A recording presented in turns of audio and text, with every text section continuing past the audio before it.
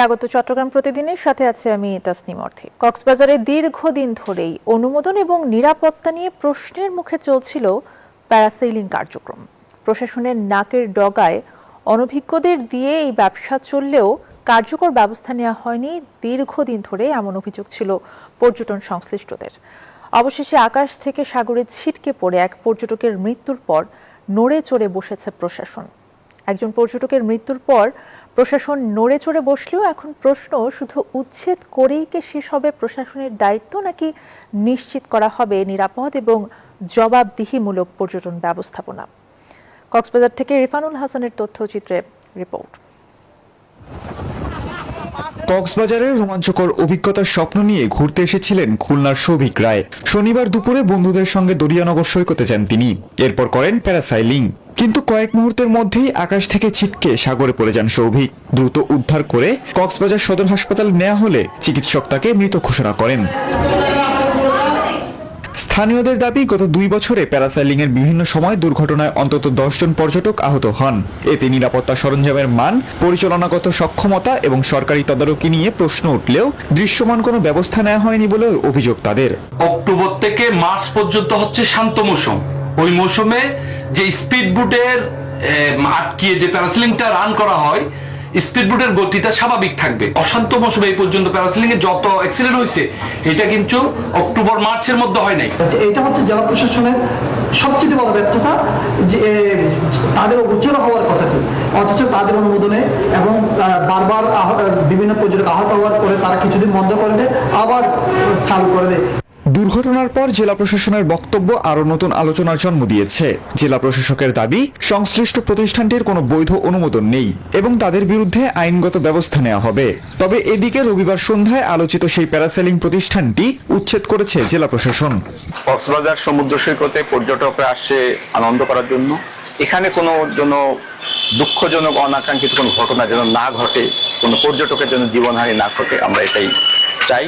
এদিকে নিহত সৌভিক রায়ের পরিবারের অভিযোগ, দুর্ঘটনার পর প্রশাসনের পক্ষ থেকে প্রয়োজনীয় সহযোগিতা তারা পাননি। লাইফ গার্ড ও জরুরি উদ্ধার ব্যবস্থা নিয়েও প্রশ্ন পরিবারের। অ্যাম্বুলেন্স এটার ভাড়া হচ্ছে 40,000 টাকা চাইছে। আপনারা এটা রেকর্ড রাখেন। এটা হচ্ছে মেডিকেল, সরকারি একটা মেডিকেল, সেখানে একটা লাশকে নিয়ে যাওয়ার জন্য ডিমান্ডেড 40,000 টাকা। এরপরে তাকে পুলিশের এসআই উনি আসছে, ওনার রিকোয়েস্টে নাকি 5,000 টাকা কমায় এটা 35,000 টাকা করা হয়েছে। নিরাপত্তা নিশ্চিত না করে প্যারাসেলিং কার্যক্রম পরিচালিত হলে পর্যটন সম্ভাবনা ঝুঁকিতে পড়বে বলে মত সংশ্লিষ্টদের।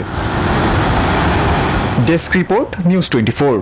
চট্টগ্রামের রাঙ্গুনিয়ার যুবদল নেতা মাকসুদুল হক চৌধুরী এবং হাটহাজারীর নুরুল আজম হত্যাকাণ্ডের প্রধান আসামি এবং শীর্ষ সন্ত্রাসী রায়হানের কিলিং স্কোয়াডের 2 সক্রিয় সদস্যকে গ্রেপ্তার করেছে পুলিশ।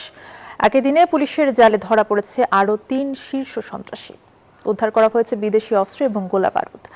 রতন দাসের ছবিতে চট্টগ্রাম থেকে নয়ন বুড়া জয়ের রিপোর্টে বিস্তারিত। রাউজানে দিনে দুপুরে অস্ত্র হাতে সন্ত্রাসী খুন করে রাঙ্গুনিয়া যুবদল নেতা মাকসুদুল হককে। এমন ঘটনায় পুলিশের তদন্তে উঠে এসেছে 11 জনের নাম। রবিবার রাতভর অভিযান চালিয়ে সীতাকুণ্ড এলাকা থেকে শীর্ষ সন্ত্রাসী রায়হানের কিলিং স্কোয়াডের 2 সক্রিয় সদস্য দিদারু আফসারকে গ্রেপ্তার করেছে পুলিশ। সোমবার সকালে সংবাদ সম্মেলনে পুলিশ জানায়, আসামিরা দীর্ঘদিন ধরে রাউজান, রাঙ্গুনিয়া ও পার্শ্ববর্তী বিভিন্ন এলাকায় সংঘবদ্ধ সন্ত্রাসী কর্মকাণ্ড, চাঁদাবাজি, আধিপত্য বিস্তার এবং বিভিন্ন অপরাধমূলক কার্যক্রমের সঙ্গে জড়িত। অপরাধী যে হোক, কোনো ছাড় নেই বলে জানান পুলিশ সুপার। গত 10 তারিখে, জুন মাসের জুলাইয়ের 10 তারিখে একজনকে নৃশংসভাবে কুপিয়ে এবং গুলি করে হত্যা করা হয় নুরুল আজিম নামে। সেটার বিষয়ে আমরা কথা বলবো। আর সর্বশেষ জোরারগঞ্জের একটা ঘটনা আছে, যেখানে একজনকে হত্যার উদ্দেশ্যে গুরুতরভাবে কুপিয়ে জখম করা হয়। গ্রেপ্তারকৃত দিদারের নামে হত্যা, অস্ত্র, চাঁদাবাজি, সন্ত্রাসী কার্যক্রম সহ 10টি এবং আফসারের বিরুদ্ধে একই অপরাধে 6টি মামলা রয়েছে। অন্যদিকে হাটহাজারীর নুরুল আজম হত্যাকাণ্ডে আকিল এবং আলী আকবর নামে আরও 2 জনকে গ্রেপ্তার করেছে পুলিশ। এই সময় তাদের কাছ থেকে অস্ত্র উদ্ধার করা হয়। এছাড়া জোরারগঞ্জে হত্যা চেষ্টা মামলায় বোরখান ও রনি নামে 2 আসামিকে গ্রেপ্তার করেছে পুলিশ।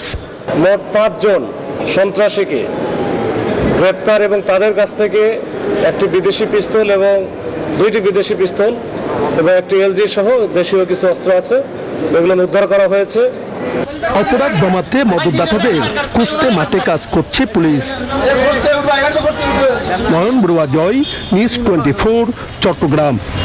চট্টগ্রামের ফিশারি ঘাট পাইকারি বাজারে ইলিশ সহ সামুদ্রিক মাছের ছড়াছড়ি, তবুও মাছের চড়া দামে দিশেহারা ক্রেতা। ইলিশ বিক্রি হচ্ছে কেজিতে 1500 থেকে 4000 টাকায়। লাগামহীন মাছের দামে আড়তদাররা দেখাচ্ছে নানা অজুহাত। চট্টগ্রাম থেকে নয়ন বড়ুয়া জয়ের আরও একটি রিপোর্ট। সামুদ্রিক নানা ধরনের মাছের সমাহার চট্টগ্রামের ফিশারি ঘাট মাছের পাইকারি বাজারে। বঙ্গোপসাগর থেকে মাছ আহরণ করে কর্ণফুলী নদী হয়ে ইলিশ সহ নানা ধরনের সামুদ্রিক মাছ আসে দেশের বড় মৎস্য অবতরণ কেন্দ্র ফিশারি ঘাট বাজারে। জেলেরা বলছেন সাগরে ধরা পড়ছে পর্যাপ্ত ইলিশ, বেড়েছে মাছের বিচরণ। তবে মাছ আহরণে নিয়ম নীতি তোয়াক্কা করছে না ফিশিং ট্রলার, অভিযোগ জেলেদের। ট্রলিং এ ছোট বড় যা আছে এগুলো ধরে, আমরা বড়গুলা পাই না, এর আমরা নষ্ট করে আলাদা করছি। তবে ফিশারি ঘাটে ইলিশের সরবরাহ বাড়লেও কমেনি দাম। ছোট সাইজের ইলিশের দাম কিছুটা কমলেও বড় সাইজের ইলিশের কেজি 1500 থেকে 4000 টাকা। ইলিশ যেগুলো 2 কেজির উপরে ওগুলো 4000 টাকা 4200 টাকা বিক্রি করতেছি, আর যেগুলো 1 কেজি 200 300 1.5 কেজি সাইজ ওগুলো 2800 2700 এরকম বিক্রি করতেছি। তবে ক্রেতারা ইলিশের পাশে ঘুরপাক খেলেও দাম শুনে হতাশ। ইলিশের পাশেও যাতে খুব ভয় লাগতেছে, ইলিশের দাম অনেক বেশি। লাগার মধ্যে নাই, দামও প্রচুর দাম। ছোট ছোট ইলিশ আপনার 54,000 56,000 টাকা করে বিক্রি করতেছে। ইলিশ তো দেখলে ভয় লাগে, এসে দেখলে অন্য মাছের দামও বেশি। তবে আড়তদাররা দেখাচ্ছে সংকটের অজুহাত। বোড়ালারা বোট করে মাছ পাইতেছে না, তার জন্য মাছের দাম এখন বাড়তে। এইদিকে আমদানি করা মাছের দাম কিছুটা কমলেও রুই কাতলের দাম এখনো অপরিবর্তিত। নয়ন বড়ুয়া জয়, নিউজ 24, চট্টগ্রাম। অবৈধ সিএনজি চালিত অটোরিকশা, যত্রতত্র গাড়ি পার্কিং, যানজটের কারণে সৌন্দর্য হারাচ্ছে পর্যটক নগরী রাঙামাটি। এ বিষয়ে বিস্তারিত জানাতে রাঙামাটি থেকে যুক্ত আছেন সহকর্মী ফাতেমা জান্নাত মোমো। মোমো, জানাবেন যে রাঙামাটির সৌন্দর্য ফিরিয়ে আনতে অথবা যে সমস্যাগুলোর কথা বলছিলাম, যে যত্রতত্র পার্কিং, অটোরিকশা, যানজট, এইসব সমস্যার সমাধানে প্রশাসনের পক্ষ থেকে কোনো সমাধানের আশ্বাস দেওয়া হয়েছে কিনা? ধন্যবাদ অর্থী। আমি আছি এখন রাঙামাটি বনরূপা এলাকায়। আপনি যেমনটি বলছিলেন, প্রশাসন থেকে এখনো পর্যন্ত কোনো আশ্বাস আমরা দেখতে পাইনি। তবে রাঙামাটিতে 1400 সিএনজি নিবন্ধনের আওতায় এনেছে এরই মধ্যে ট্রাফিক পুলিশ। এছাড়া অন্যান্য যে সিএনজি গুলো, মানে অবৈধ যে সিএনজি গুলো আছে, সেগুলোকে এখনো পর্যন্ত রেজিস্ট্রেশনের আওতায় আনা হয়নি এবং সেগুলোকে সড়ক থেকে বিতাড়িত করার জন্য কার্যত কোনো উদ্যোগ আমরা দেখতে পাইনি। রাঙামাটি একটি পর্যটন নগরী, পর্যটন শহরই বলা যায়। এখানে দূর দূরান্ত থেকে পর্যটকরা আসে। তবে একটি মাত্র সড়ক, একমুখী সড়ক হওয়ার কারণে রাঙামাটিতে যত্রতত্র গাড়ি পার্কিং এবং অবৈধ সিএনজির কারণে রাঙামাটির যে সৌন্দর্য সেটি কিন্তু হারাতে বসেছে। যার কারণে সড়কে নিয়ন্ত্রণ নিয়ে আসা, গাড়ির নিয়ন্ত্রণ নিয়ে আসা খুবই প্রয়োজন বলছেন এখানকার স্থানীয় যারা বাসিন্দা আছেন। তারা বারবার বলছেন, যেহেতু রাঙামাটি একটি ছোট্ট শহর, এই শহরের মধ্যে যে সড়কটি রয়েছে সেটিও খুবই ছোট। একমুখী সড়কের মধ্যে যানজট লেগেই থাকে এবং পার্কিং এর ব্যবস্থা, যে পার্কিং আইন, সেটি কিন্তু মানানোর জন্য যেটা প্রচারণা সেটাও কিন্তু আমরা দেখছি না। যার কারণে যারা চালক আছেন তারা যত্রতত্র গাড়ি পার্কিং করছে, ফুটপাতের জায়গা দখল করে। একই সাথে প্রধান সড়কেও কিন্তু যাত্রী ওঠানামাও করছে, যার কারণে যানজট লেগেই থাকে। এইসব নিয়ম নীতি তোয়াক্কা আসলে করছেন না যারা অবৈধ চালক আছেন তারা। প্রশাসনের পক্ষ থেকে এই বিষয়ে জোর ব্যবস্থা নেওয়া না হলে পর্যটন শহর রাঙামাটি আসলে তার যে মূল সৌন্দর্য সেটি হারিয়ে যাবে এবং সড়কে বিশৃঙ্খলা লেগেই থাকবে। তো রাঙামাটি থেকে এই ছিল আমার কাছে সর্বশেষ স্টুডিওতে। ধন্যবাদ আপনাকে ফাতেমা জান্নাত মোমো জানাচ্ছিলেন রাঙামাটি থেকে। চট্টগ্রাম বন্দরের নিউমোরিং কন্টেইনার টার্মিনাল এবং চট্টগ্রাম কন্টেইনার টার্মিনাল সহ বন্দরের কোনো স্থাপনা দেশি বিদেশি মালিকানায় ইজারা না দেওয়ার দাবিতে পদযাত্রা অনুষ্ঠিত হয়েছে। বন্দর রক্ষা কমিটি চট্টগ্রামের উদ্যোগে সোমবার আগ্রাবাদ বাদামতলী মোড় থেকে বন্দর অভিমুখে এই পদযাত্রা অনুষ্ঠিত হয়। বারিক বিল্ডিং মোড়ে পৌঁছানোর পর পুলিশ বাধা প্রদান করলে সেখানে সংক্ষিপ্ত সমাবেশ করে পদযাত্রা শেষ হয়। বক্তারা বলেন, এই বন্দরকে ঘিরে দেশের শিল্প, বাণিজ্য এবং উৎপাদন ব্যবস্থা গড়ে উঠেছে। জাতীয় স্বার্থ বিরোধী কোনো সিদ্ধান্তের মাধ্যমে বন্দরের নিয়ন্ত্রণ বিদেশি বা বহুজাতিক প্রতিষ্ঠানের হাতে তুলে দিলে তা মেনে নেওয়া হবে না বলে হুঁশিয়ারি দেন তারা। চাঁদপুরে বৃক্ষরোপণে সাজাই দেশ, সবার আগে বাংলাদেশ প্রতিপাদ্যে শুরু হয়েছে 7 দিনের বৃক্ষ মেলা। সামাজিক বন বিভাগ এবং জেলা প্রশাসনে আয়োজিত এই মেলায় 15টি স্টলে দেশি বিদেশি ফলজ, বনজ, ঔষধি এবং ইনডোর আউটডোর সহ বিভিন্ন জাতের লক্ষাধিক গাছের চারা প্রদর্শন এবং বিক্রি হচ্ছে। সব ধরনের চারা এক স্থানে পাওয়ায় দর্শনার্থী এবং ক্রেতাদের আগ্রহ বেড়েছে।